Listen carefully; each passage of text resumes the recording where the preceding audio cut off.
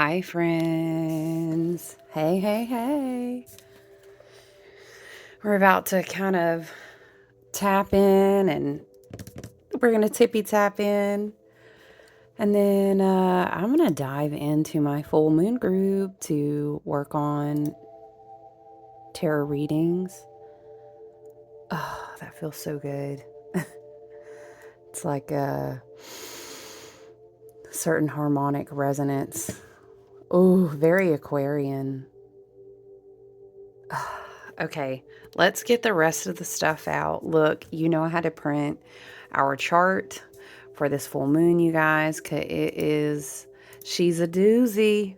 Okay, we have kites taking flight. We have new house foundations.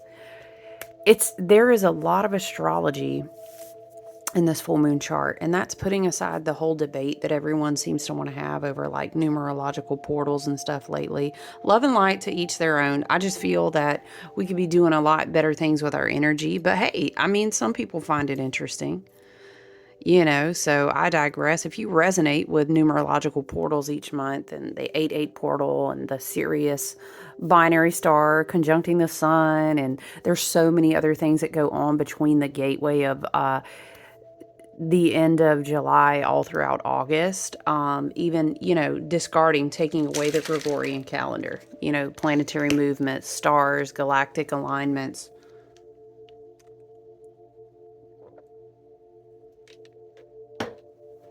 Oh, excuse me. I was hydrating, y'all. It went down the wrong pipe. Let's get the Palo Santo in here. This is the type of chart, no lie. And you're like, girl, you could talk an hour about any chart. And you know what you write. You sure are right. Okay. But you guys, there's probably no way that we could really hit on everything that there is to touch on. This is absolutely a very Uranian ruled, air energy ruled chart. So it is a wonderful spiritual weekend to really sit and go within. We have to consider the overtones of the year. Sorry, I was trying to say the entire year. Here we go. Get into it and let that sound.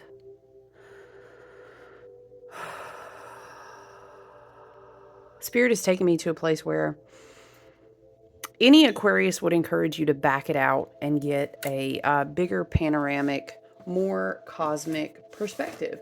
That's the heart and the spirit of Aquarius. And we think about what this year really is. It's the energy of 9. Child, I know. Look, you can see. See, this is what I was talking about the other day that makes me think about how there's different kites. And if you turn those and like rotated them, it makes me think of like the facets of different diamond cuts. My Ka template activation. Hold on, Spirit. Okay, a gemstone wants to be. Hold on, you guys. I use this one in my meditative work. Ooh, you can feel her. She is just buzzing. This is my Ka template activation stone, okay? That's a personal work that I do in my own journey with some of my own teachers. I know, she pretty, right? My friend gets beautiful specimens. Woo! You know what? I have a beautiful spiritual gang. I'm blessed with a lot of soul family friends, sisters and aunties. I feel like in my own personal Aquarian wild wandering journey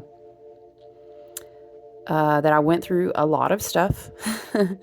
Woo! Shout out to anyone who has big Scorpio placements. My South Node is in Scorpio, so you already know, child. We done been through. We have seen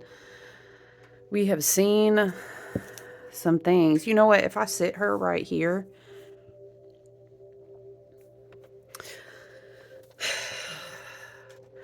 I felt like even from the time that I was born, having people wish that I was not born, it's an orphaned feeling. I do have some certain bigger fixed star placements that kind of support my soul wanted to contract that way. But I do say thank you to the universe, because family shows up in lots of different forms and ways in different cycles through your life. So when I look at beautiful things that I have and magic that I've shared with like my soul family and sisters, I'm thankful for that version of family. But yeah, you guys, this full moon.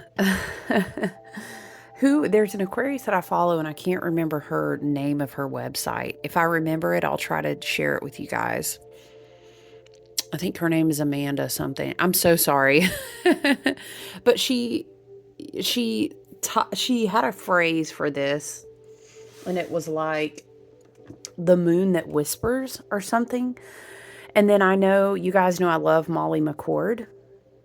And Molly was talking about a humming, like a like a bzzz, you know, it's like a quiet, subtle you know, when you really get that vibrational sound and your tongue is pressed against the top of your palate and you feel the buzz behind your third eye. I remember in an apprenticeship that I did, we had a teacher who would always say, like, you're not oming right if you don't feel the buzz. And he was teaching us how to like move the vibrational frequencies through our body. Very powerful practice, especially if you can nail the visualization of light while you do that. Extremely powerful. But yeah, I love how she called this a moon that whispers. It's so potent, but Spirit keeps taking me back to consider, for example, the backdrop of this is that Pluto is in Aquarius, is that we have a North Node in Pisces all year long.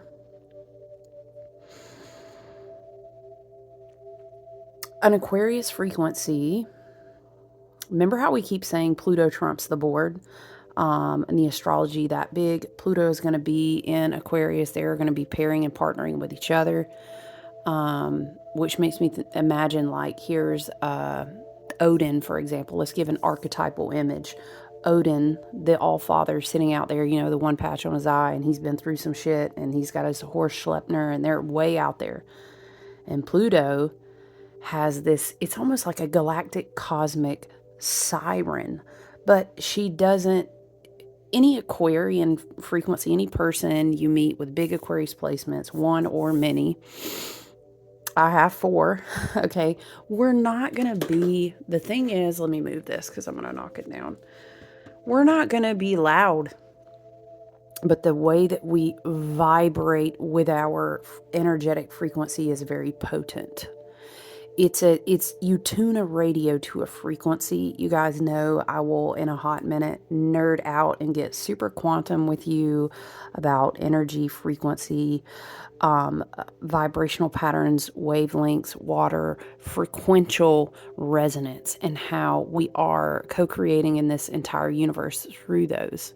We get this fun play in this earth school dimensionality that we chose to incarnate in, right? Because we are divine sovereign beings, we get to play with also this additional frequency of light. And so the way that our optic nerves and our brains and all these beautiful, these powerful vessels, which are actually way more water than they are anything. Hello, the hidden water bearer Aquarius. We're very plasmic. We're very watery. And then we have this very like thin suit wrapped around it. I mean, shout out to our muscles and bones. You know, I get it. But for the most part, we are really a lot of electromagnetic frequencies moving through water. And then we got that brain up there.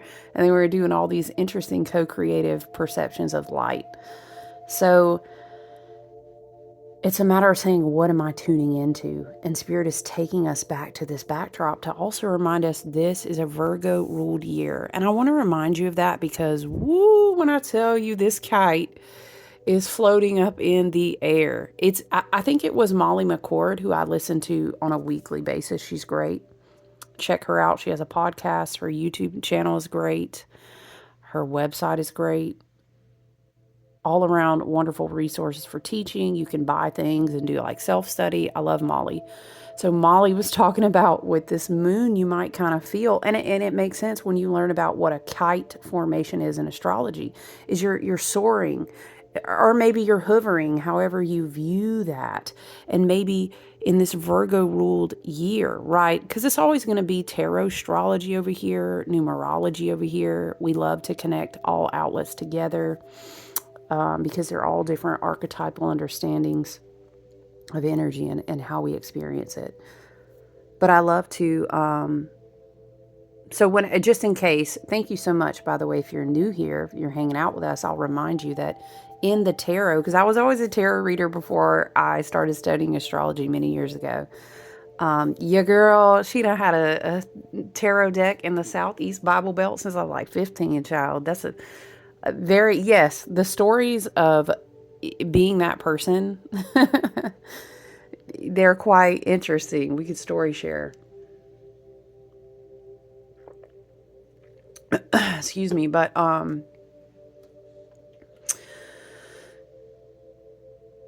it's almost like I see someone in like this guru type pose, hovering, right?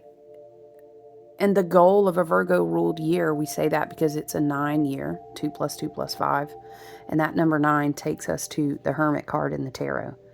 The Hermit card in the tarot is ruled by Virgo, and it will not be missed on you if you understand how much interplay the Virgo energy has had in this year as well throughout the collective astrology. I bring that Virgo aspect here, and I think Spirit is wanting to channel that because, child, I know I better have one highlighter out here, okay? Because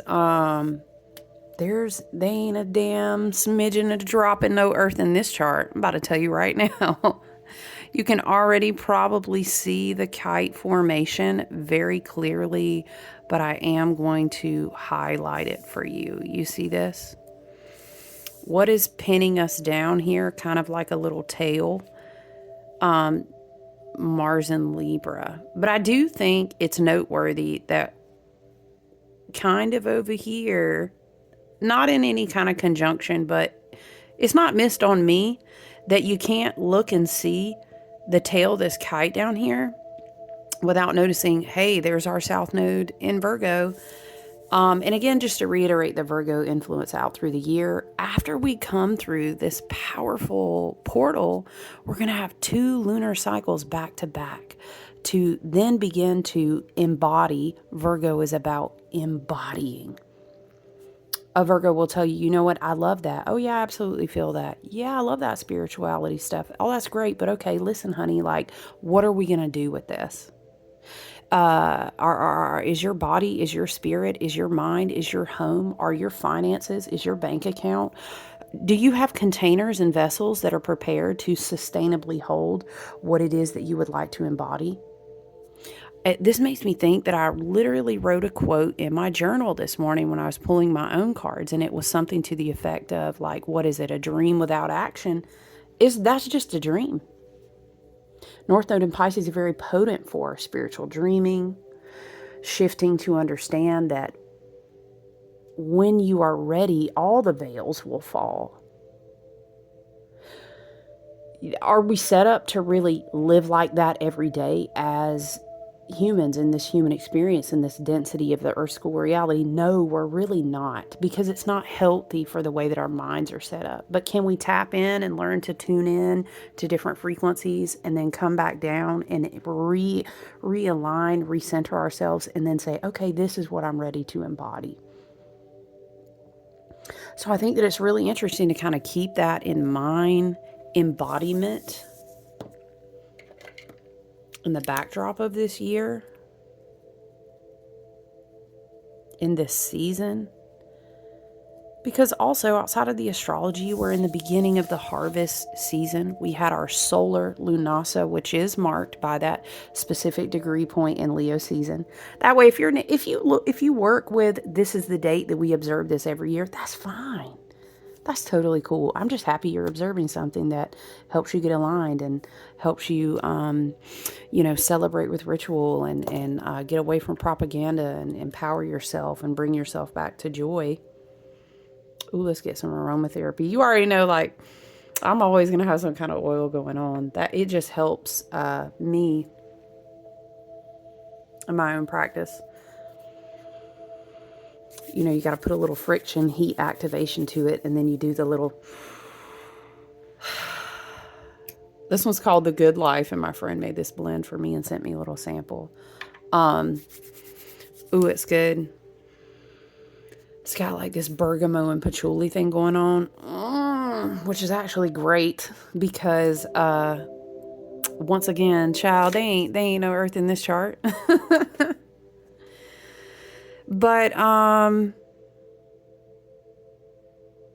to say that there's like soaring potential going on is very, very powerful. But it does make me think of the faceted, if you took, is it called a Vogel crystal, you guys? Hold on. The crystal's really talking, huh? Vogel crystal, I want to say I had one years ago. She has went on to be with someone else at one time. Yes, that's what it makes me think of. It's cut to amplify and like coalesce and kind of gather the light and spread it in very specific ways. It has lots of cuts around the side. Is it considered... Is it in a double terminate? Yeah, they're double terminated. There's a lot of things going on. Maybe we'll write that down in case you resonate with Vogel crystal.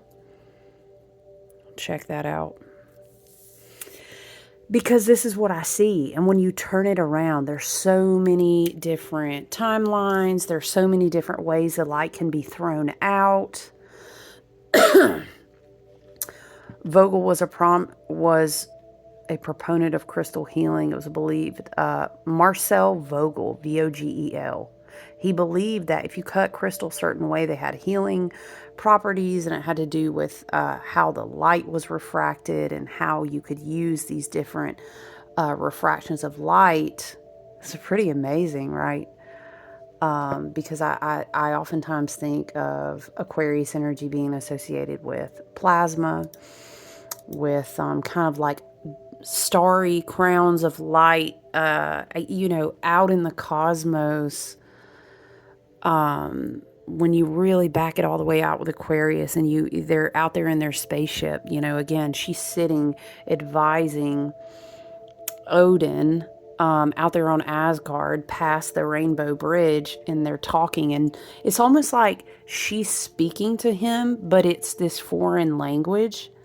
It kind of sounds like you would hear light language singing,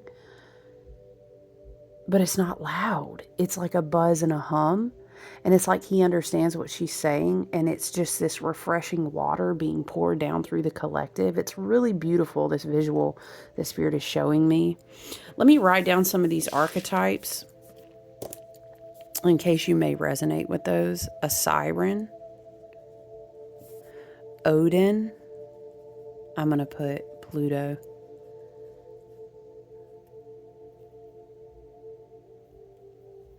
I think it's important too because, and of course, here we have Pluto up here is a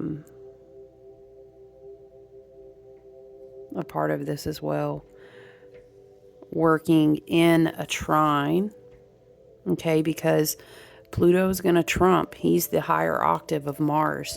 And so he's making sure that Mars in Libra, as we bring down what this kite is soaring up to receive, he is going to make sure that Mars is really thinking about what is divinely inspiring his actions. Is he talking? Is he consulting? Is he in the air? Is he in his meditative practice? Is he kind of checking himself? Chickadee, check yourself before you wreck you. Is for real though. So we have Pluto involved, right? But so is Uranus. I think it was Molly McCord that was saying all the air signs are kind of coming to the table, right, to advise Mars. And it's this whole talk like, okay, what are we going to do? You know what I'm saying?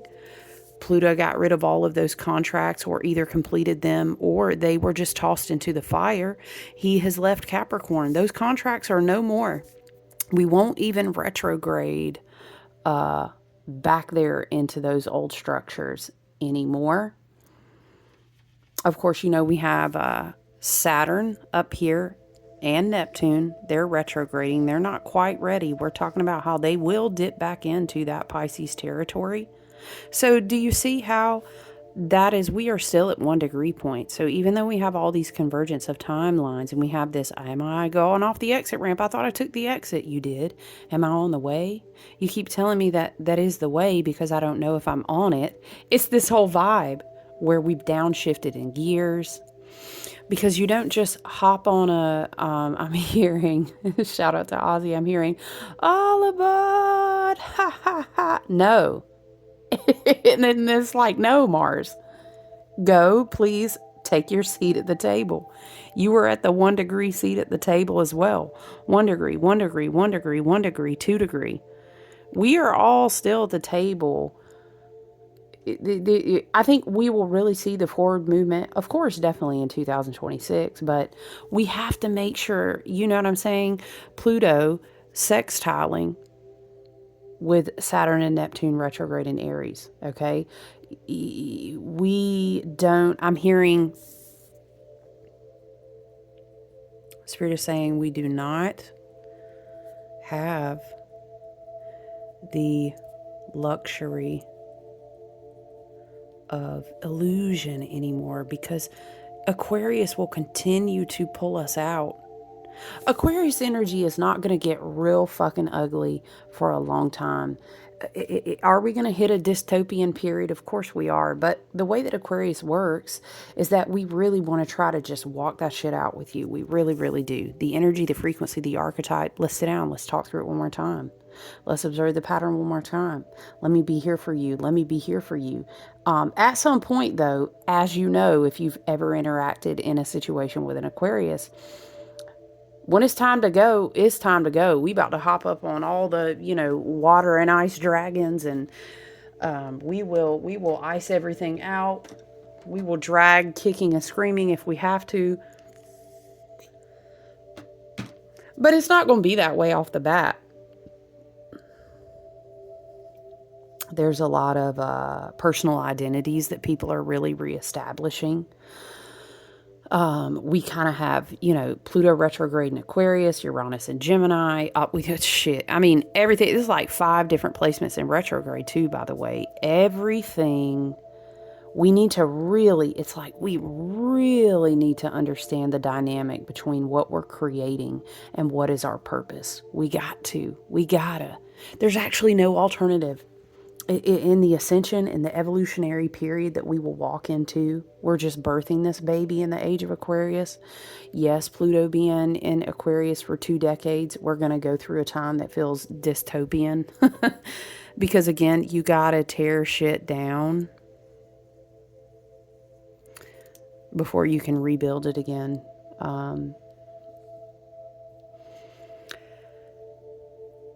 I think that the beautiful energy of North Node in Pisces, the beautiful energy of the Aquarius full moon, with this axis of the sun being in Leo, there's so much potential to say, let's create something new. Let's embody something new. I will say, is just as a side note though, with all of this air, meditation is really going to be great this weekend for real. Do you do that by walking in nature, put some binaural beats, work with sound healing, frequency healing, tuning forks, salt, spirit, herbal baths that are charged with sound and with, do you remember how we went through in the year that was ruled by Cancer? And we've come back to it. Also, Jupiter in Cancer, very beautiful for that. We're going to have a Venus and Jupiter conjunction pretty soon. They're both in Cancer. Let's work with the waters. Put your crystals in waters. Get your good Himalayan salt. Get your good Celtic salt. Get your good sea salts if you can. If not, just grab some sea salt. Okay. intentionally speak to the water. Write affirmations down, speak them to the water, then drink it. Put plant tinctures in your waters. Make your spiritual baths. Very, very powerful times, Aquarius full moon energy all weekend. Child, get yourself in a bath. Or if you have access even to beautiful nature, please be mindful of where you go and put your feet and your body into water, okay? The environmental science nerd in me, you know, I would love to tell you, like, please. Okay, but if you like a state park or a beautiful watershed area, even with state parks, just be mindful because sometimes you have like a lot of you have a lot of bacterial things going on that aren't necessarily bad. It's just as humans, our bodies aren't used to be around that type of water scenario. It is natural in nature, but we're just not in it. You know what I'm saying? So just, I'm saying, be mindful if you're going out there, just like putting your feet in the water anywhere, okay? But there's something about speaking to the structure of water to really tap into the energetic architectures that are going on. I do see it like your soul is sparking with light potential coming out of that dormant DNA. Uranus and Gemini, DNA. Pluto and Aquarius, plasma, which makes up a huge part of all the blood circulating. All that stuff is carrying frequency. All that stuff is when we say beautiful poetic language like light level activations. You literally have all of that going on in the plasma of your blood, like scientifically. I get excited and super nerdy, so I'll try to contain myself. But when science and quantum and the technology that we have access to, those are beautiful, high vibrational things about the age of Aquarius.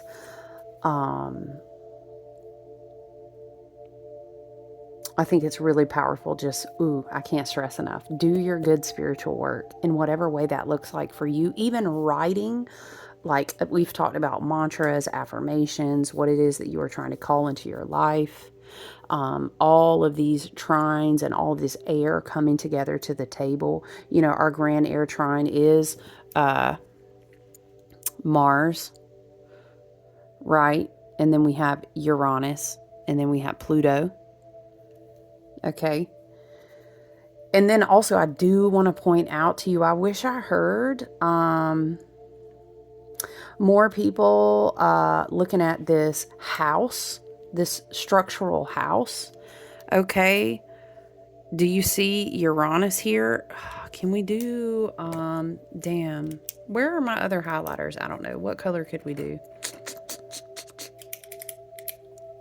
We can kind of do it like this.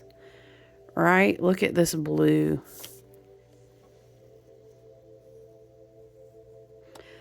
Uranus and Gemini is like DNA, is genetics, junk DNA, dormant DNA. So is Pluto and Aquarius to me because it has to do with plasma, mitochondria, the electrolytes that move through us. Anyway, but look at the square. Look at this as well.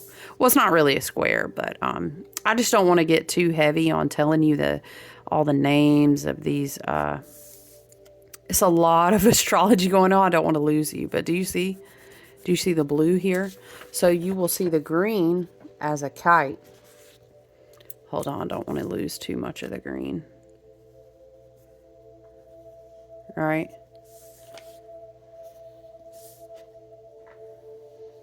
Wow, okay, that was a bit too line. You get what I'm doing there.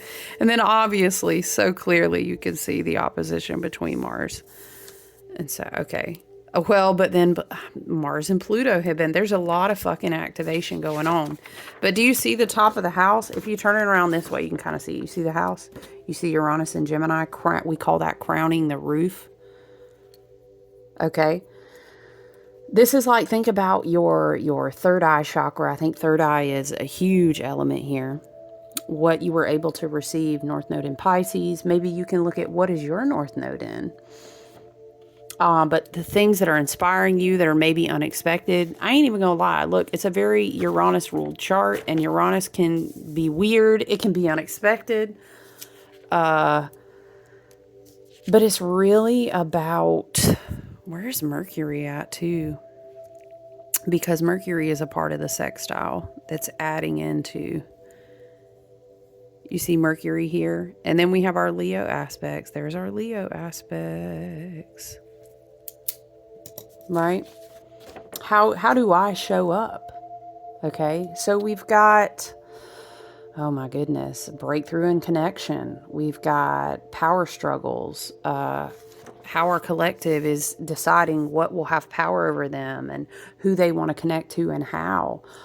Just constantly old structures falling, transformation, and that's on the micro in your everyday life, but as well as on the macro. And some of those will be within you first. And that's the hardest part. That's the hardest part of the alchemy. That's the hardest part. Alchemy is that, let's write down too, guys. Alchemy is the name of the game with all this air and fire. Remember how we kept talking about the Merkaba and the triangles at the base level that come together? Alchemy, air and fire. Do you maybe have prominent air and fire signs in your chart? Maybe. Alchemy, air and fire. Power struggles. I'm going to tell you something, though. Let me tell you a secret about Aquarius energy from a person who has 4 big planets in Aquarius. We don't really do power struggles, honey. We don't. Because we just detach. What is worth really giving your power away? Now, that's not like we can't work in a group. That's not like we can't be a part of the team, because Aquarius is all about community, who you connect with, who you collaborate with. But Aquarius will never do that at the sacrifice of who they are, you know?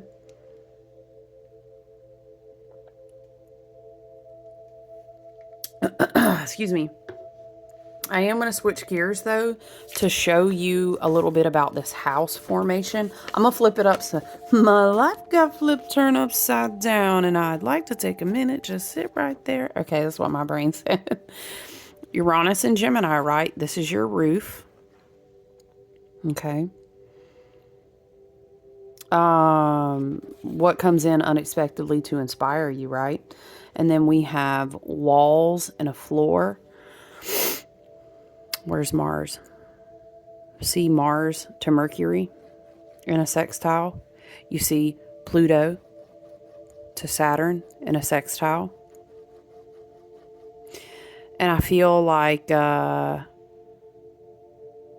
it's like this, how would you say, like a load-bearing structure, right? You're evolving, but you want to make sure that you're evolving in a way that's sustainable, right?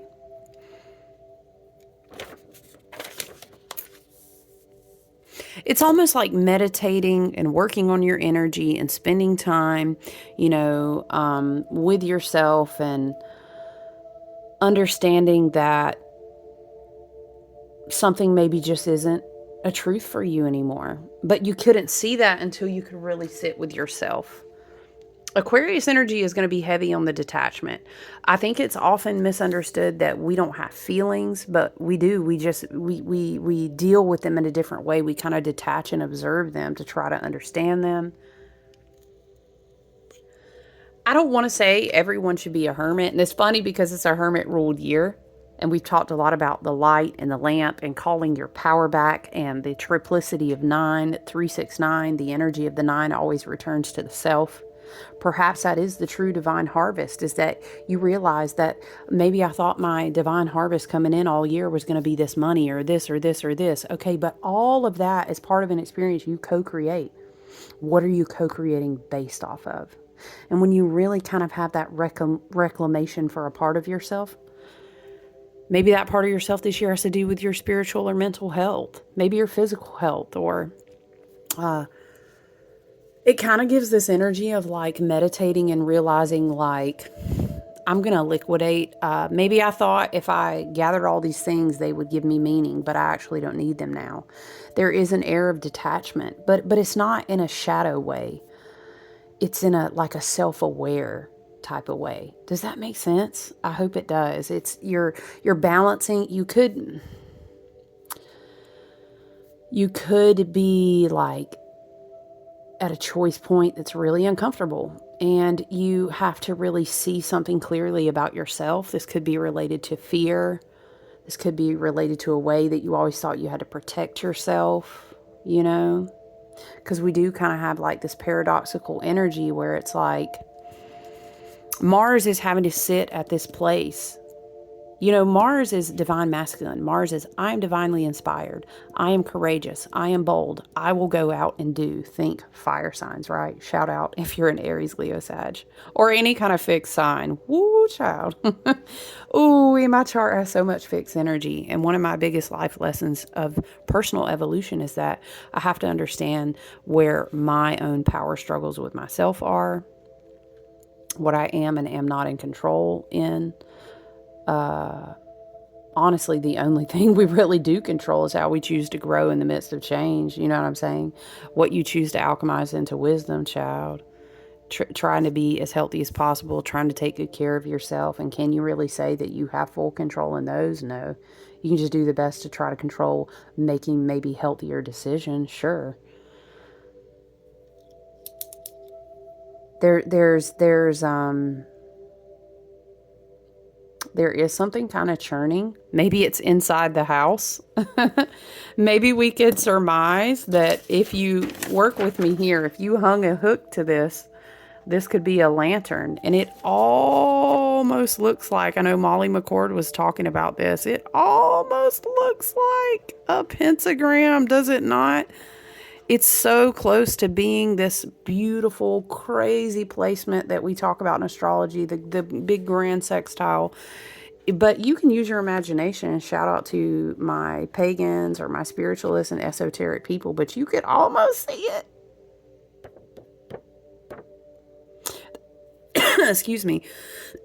This is very challenging. Look, we have 5 sides to the house, right? So very challenging. The 5s in tarot are about challenge, obstacles, self-limiting beliefs, things you grieve that you need to release, whatever form the challenge takes for you, right? But I was just going to say, you could put a hook on that and we could pretend, what if you hung this up like a lantern, like the hermit, holding, it's almost like a Horcrux, I want to say, or it's almost like closing your eyes and leaning into the darkness at the edge of the pond in the middle of the dark forest, and use your imagination with me. I'm holding my hand up. And when you really call your power back to yourself and you say, Expecto Patronum, right? The Patronus charm. I did a Harry Potter themed event one time and I created all these candles and oils. And I was teaching people what the Patronus and Patronus really means and where the word came from. And it's 11:01, so it's kind of like 1101 on the clock. You're calling all of that back to you. And if you really visualize and you really put your Mirakai and your Mirakesh into that lamp, you kind of start to see that pentagram lighting up, right? Wow, this is like a big energetic reinforcement. And again, I'm going to write that down in case someone, Patronus charm. Maybe that's a synchronicity for you if you resonate with Harry Potter.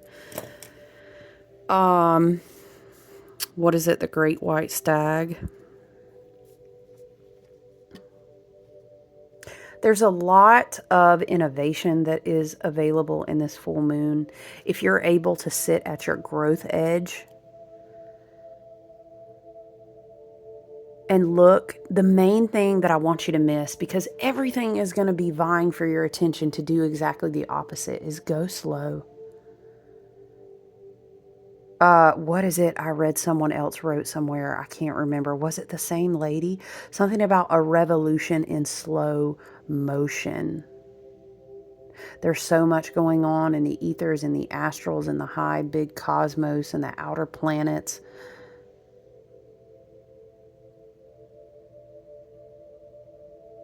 And I think it will really take time to land. But remember when we were talking about a kite, like you can't try to run real fast with the string of a kite, right? You gotta feed the line in a really intelligent way so that you're paying attention to the wind potential, right? Very Uranus and Gemini. And you want the kite to go high, but you can't just send it way up, or your string might break, or the wind will take it off. It'll slip out of your hands, right? You also kind of got to run with it too. But you can't, it's great. You can't run too fast, or you know what happens with the kite will just smash down in the ground. It's kind of funny. I've been thinking about that image while thinking about this full moon. There's so much potential to soar, right? But it has to be, right? Virgo, embodiment, healing, health, detox, purification. In many ways, I'm not just talking about what the food we eat, although that's a big part. You know, Virgo is very in the physical body. This is where the energy lands. But it's a slow moving rebirth of, you know, foundations. I'm seeing like a floor plan, like a blueprint. You know what I'm saying? Very powerful. There's a lot of realization to be found in your own self. But then it's so important that we also understand it's such an Aquarian frequency, right? But of course, we're still in Leo season. So it's this illumination in the middle of the moon cycle, right? The bright full moon, the illumination in Leo season. It says, you know, it's this divine balance. How do I show up as myself, as my authentic self? But then I also understand that I'm contributing to the collective consciousness, to my soul family, to my brick and mortar community, to the collective at large, right? As above, so below, micro versus the macro. Yes, we do have to work together in ecosystems. We build together, and regardless of how much responsibility people choose or not choose to take, we still all affect each other, right? So we do have to practice an awareness of like setting intentions, operating for the highest and best good. What is it? I think that elders, it's a Native American elder teaching that everything you do, you must consider like 7 generations forward. Sadly, I don't think we do that enough anymore.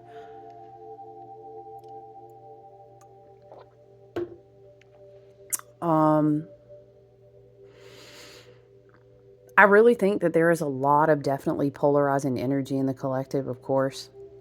It has to be that way anytime. All the air signs are at the table. There's a lot of talks at the tables. You know, there's a lot of exposure of things. Well, this has come to light. Well, we didn't know that before. Well, wow, they're really coming out and acting like that. And now we see things clear. And we've been in, we still have all these planets in retrograde, but we've been in this Mercury retrograde. And I've said to people in one-on-one readings, I've said, you're going to feel like people come stumbling out of a stupor who haven't been doing any type of self-awareness healing or like shadow work or even just trying to evolve, like whatever jargon, verbiage, or terminology you want to put on it. People who have not been doing the work on themselves to grow up at all are going to kind of stumble out of this stupor. And they're going to be looking for people who aren't on their timeline anymore. People are going to be at jobs and they just realize the job is just not there anymore. There's no, it's kind of, I think I said this way back in like fucking, woo, was it 2021, 2022? Because we were already seeing this axis when Saturn and Aquarius, we were doing all this dancing. That was so funny. We were talking about, Ariel and her dad, you know, Poseidon, and their Aquarius versus Saturn, which Saturn is kind of like the OG daddy vibes of Aquarius, and now the modern ruler is Uranus. I know, man, it's sometimes being Aquarius, woo, I tell you, it's like your dad keeps calling you back to run the family business, and you're just like, but dad, you don't understand, like, what is it, where they don't reprimand their daughters, bright young women, sick of swimming, ready to stand. I'm ready to know what the people know, right? Ask them my questions and get some answers. What is a fire and how does it, what's the word, burn? Okay, but then we have this modern ruler of Uranus. And then you swing into that Billy what's his name energy of, I'll burn this motherfucking down. You know what I'm talking about?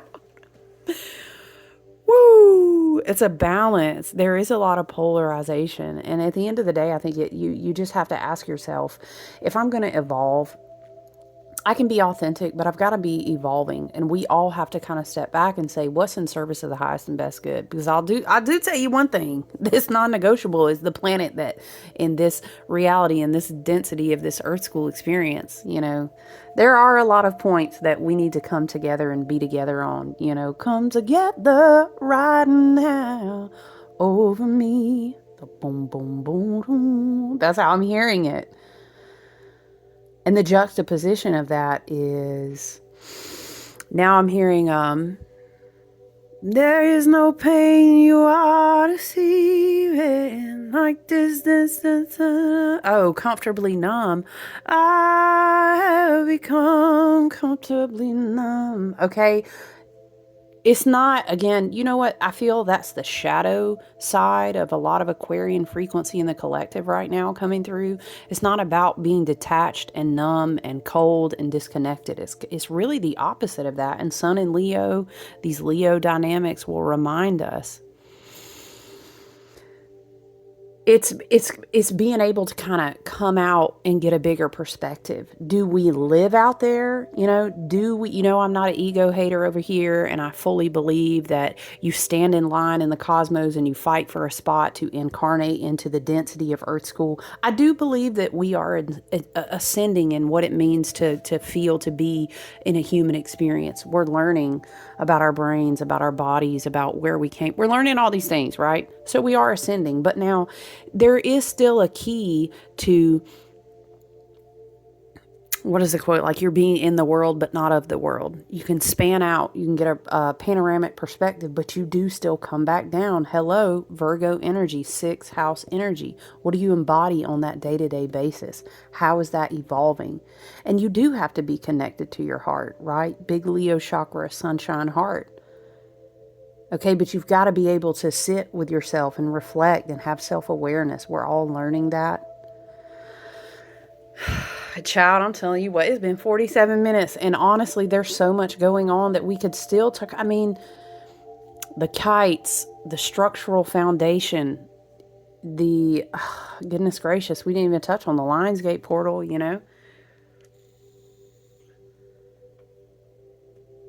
Because the binary Sirius star is our spiritual sun. You know, we have the grand central sun. It is 11:11 on the clock. We have our binary Sirius star, which is our spiritual sun. And then, of course, we have Alcyone. There's so much more, hello, Aquarius energy, that is coming down to charge our kind of divine father-son energy, which then comes down and illuminates us, right?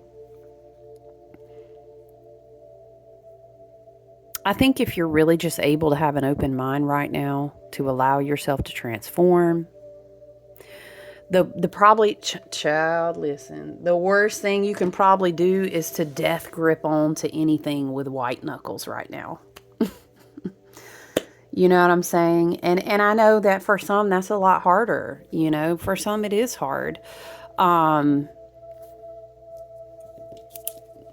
writing 11:11 down. All is well, and all is well, and all shall be well.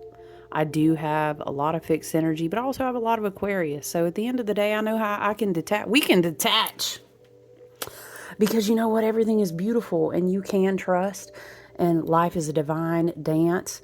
If you detach from something, I guarantee you, because I've done this dark night of the soul dance enough times now, in so many decades of being on this planet, I can tell you, and so many other lifetimes, that you're just making a window, a gateway, a portal to step through to rebirth something even better. And then you have all that wisdom to show for it. So if you feel uncomfortable or if you feel uncertain, do your best to ground back into your body, get a tangible touch point, find a ritual, find a practice. Maybe that's a sign that some of the things in your day aren't healthy for you anymore.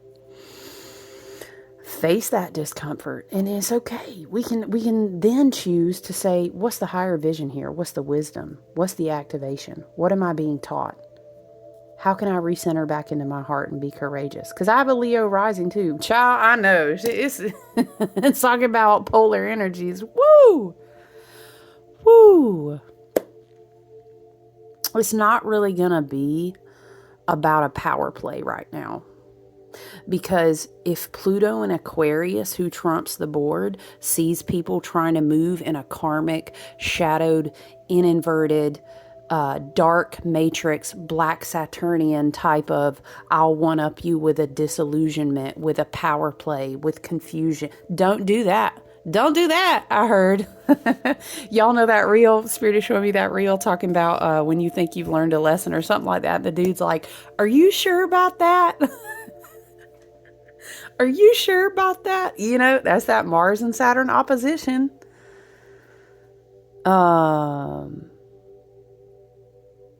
Trust, you know, faith, meditation, working with water. When you really feel like you got to hit a wall on an opposition right now, or you find yourself in that energy, ooh, you know what? I'll show, pump the brakes. Maybe you should journal that out. Now I'm thinking about a reel, y'all. This is good. I wish I could remember her name. She cracks me up. Because even when you're really into your beliefs and your path and your perspective, you got to be able to laugh at shit. It's funny, okay, right? What is the one she's talking about, the Lionsgate portal? And she's like, we got to get up. We need to be journaling. And she's telling her husband, you know what I'm talking about? She has like black curly hair. She's like, well, you're on your phone. We shouldn't be phoning right now. We should be journaling right now. But honestly, if you come to a hard growth edge, if you are feeling some of these oppositional, challenging energies, because in the middle of that Vogel crystal, in the middle of that house, or maybe it does look like a lantern light for you, and you're sticking it out in the dark, and you're feeling all this shit, and you don't know what the fuck to do with it, and you're just like, Expecto Patronum! You know what I'm saying? Then you kind of got to like sit the lamp down and just be with it, and just let some shit go. You know, maybe the Aquarius full moon comes up in the dark of that night and says, this reminds me of, y'all know I love me some Chris Ann Lightseers Tarot over here. Man, maybe one day I'll get to tell her how much I love her. But this makes me think of her moon card interpretation. Child, I know you said we ain't even took out the cards. I know. Do you see this chart though? Like, you sit, so I'm seeing, okay, we did a Spectro Patronum, and you know, maybe we had a Vogel crystal in one hand. Maybe we lit up and like I'm seeing spinning energy all around us, like we're standing in the middle of that Vogel crystal and your DNA is being activated. You know what I mean? And you're trying to hold onto your lamp and you're like, Pluto, Odin, you know, Expecto Patronum, where is my protection? Right? You sit the lamp down and you're just like, oh. Doesn't Harry like fall down or something in that scene and he thinks it didn't work or something? And then, isn't that how it goes down? I can't remember, y'all. And then the stag comes out and he realizes it did work or something like that. So now I'm seeing like you just kind of drop down beside this pond, which is wild because in my shamanic practice, I used to have this space. We would create spaces where we would spirit travel and shapeshift.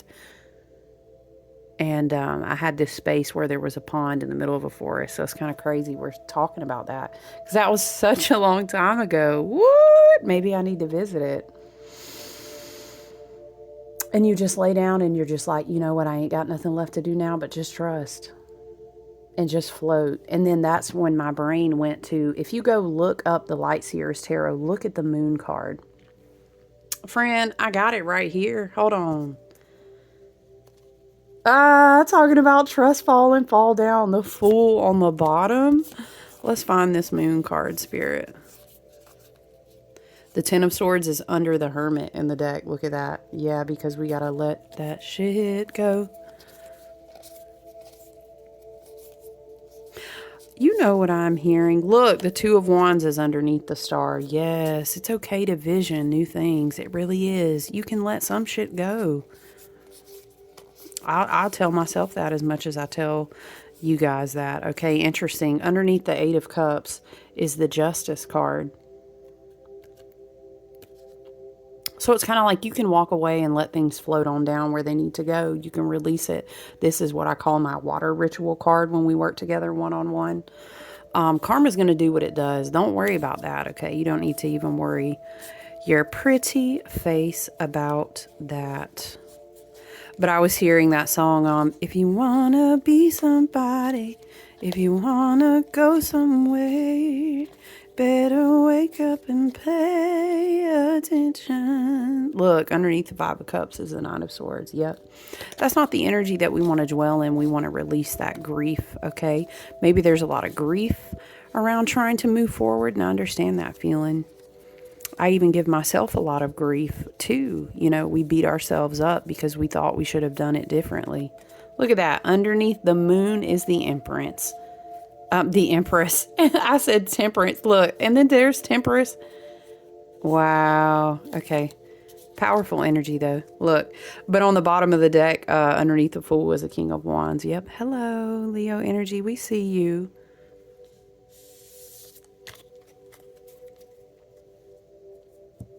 Look at the moon though. I trust my intuition and I float, says Chris-Anne on her website. Trusting your intuition, facing your fears, the watery nature of the conscious mind, mystery, symbolism, metaphor, perception, uncertainty, dreams, powerful visions, and spiritual experience. So this is a part that I wanted to read to you. This is what it made me think of. You know, he fell down. He dropped his lantern. It's beside him. Maybe his little cabin he's been chilling at is in the background. And it's just an exhaustion. Okay. And so he lays down and then he realizes, whoa. And there's the big, bright, shining Aquarius full moon. Right? And he's looking and he's like, I did everything that I could. And now I can let go. This is how I hear it. So this is what Chris-Anne writes. A wolf and a dog howl up at the moon. One aloof, wild and cunning. The other friendly, eager to please and affectionate. One is hers. And from this distance in this light, she finds it hard to discern which is which. When they both... Okay, I'm hearing... Spirit is showing me this image of before she got here. She's running. Like running. She's hearing howling behind her. I'm hearing, what is that song, y'all? Is it Aurora? What is it? I'm running with the wolves. I'm running with the wolves tonight. I'm running with the wolves. I'm running with the trick or treat. What will it be? Is that Aurora, y'all? I'm running out of time. Dun dun dun dun dun dun. Yes, running with the wolves. You have to listen to it. Oh my gosh. And like she's just so in a frenzy. So maybe someone's running from a decision they have to make. Love and light. I've been there before. I know what that feels like. Maybe someone is running from themselves because it's like a lot of us will feel pressure stretched out between these separating timelines. And don't worry, it will snap and you'll whoosh, like... And it's that Virgo energy of boom, you're back down in the embodiment of who you are now. It will work out. It's going to be okay. But it's not, panic isn't going to help flailing. You know what I'm saying? Okay, let me continue to read this because it's like she was this, branches are smacking her in the face. She doesn't know, is that my dog? Is that my wolf? And it's woo, you know, and she knows there's like a waterfall up ahead and she's scared. Am I going to fall? Where am I? She's so disoriented. We all need to just... It's like release the propaganda, release the it's not a sounding board, like these ugly echo chambers, and just come back to center, okay? Everything you need is like in your DNA. It's in your plasma. It's in your blood. It's just you and the moonlight and the water. I hear it like this. So now she's there, okay? When they both turn to her and begin to advance, she isn't sure which one she needs to move towards because she struggles to see them in the dark. The shadows play tricks and the illusion of lights from the reflecting water make it impossible to see the details. Were they both running at her or away from her? She panics. She imagines the worst and she trips into the water. She's flailing desperately. Her mind races. Her layered dress is suddenly so heavy, and somehow her head is underwater. She struggles, wrapping herself up in the many layers, trying to discern up from down, air, motion. Gasp, she needs air, right? She's freaking out, y'all, okay? And just when her fear is about to overtake her, a stream of light grazes her hand. The moon. She pauses, she surrenders, she finds her bearings. The moonlight streams down through the water, and she notices how it dances and it bubbles around her. She realizes that the moment she stopped struggling was the moment she began to float to the surface. I'm hearing, don't worry about a thing, 'cause every little thing is gonna be alright. She drifts in the liminal and then finally breaks through the surface, breathing in all the magic of the moment, thanking the moon for its guidance. She reaches the shore where a wagging tail meets her with affection. When faced with uncertainty and illusion, it can feel like we are drowning in the unknown. Trust that you will be okay, even if you can't seem to discern up from down right now, child.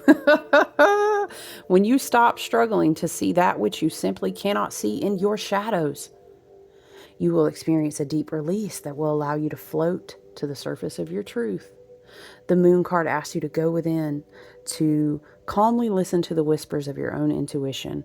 There is divinity here. She asks you to find comfort in the darkness. There is magic here. When you choose to fall into the moon's still waters, your inner wisdom will embrace you and then push you towards the light. Pause to seek, and seek to feel, and feel to float, and float to thrive. Follow your breath all the way up. The moon's gentle caress offers you the key to your subconscious mind and asks you to submerge your thoughts in her shadowy messages.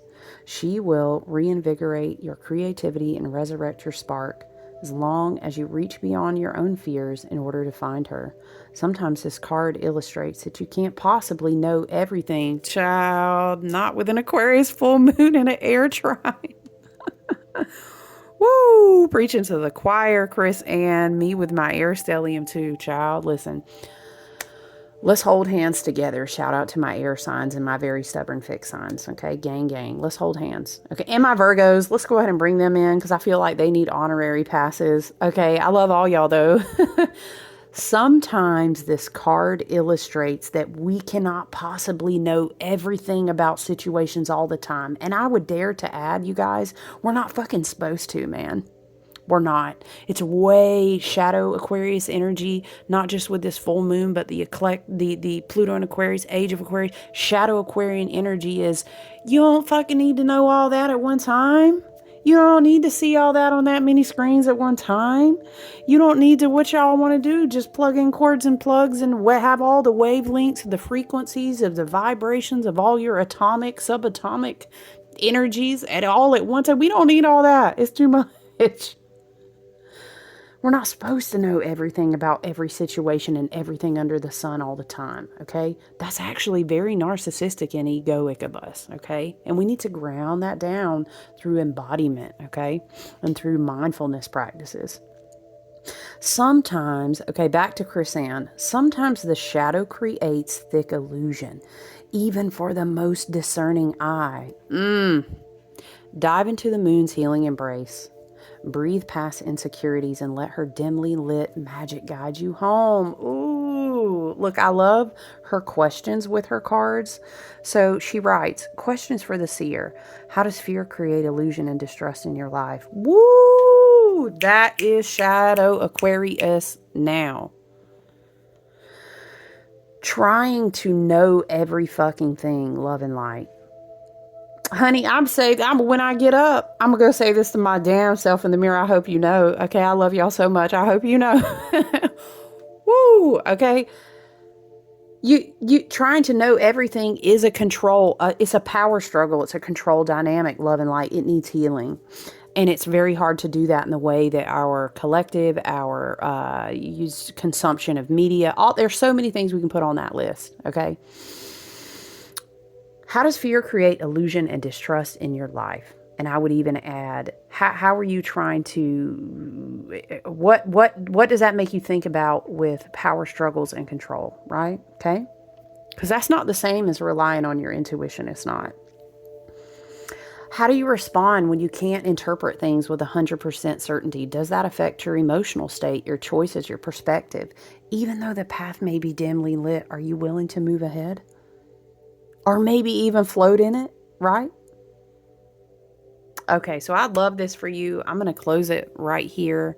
I hope you guys take advantage of this. It is a very beautiful, very powerful. Please remember too that if you read about the Aquarius, the star card, the 8-8 portal, 1 plus 7 in the tarot, that's the star card, okay? That also equals 8. So the star card is a very prominent energy that's associated with 8 as well. And it comes right before the moon. Hello.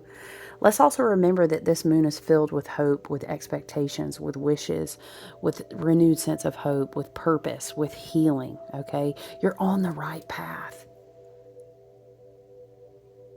Okay? Sometimes you know you're on the right path because Spirit is really trusting you to sit in your intuition and trust that all is well and all shall be well. Okay? But listen, I love you so much. I appreciate you being here with me. Enjoy the rest of your weekend. I'm going to skedaddle, continue packing up orders, work on full moon readings. I love and appreciate you so much. Okay? Have a great weekend. I'll talk to you guys soon. Bye.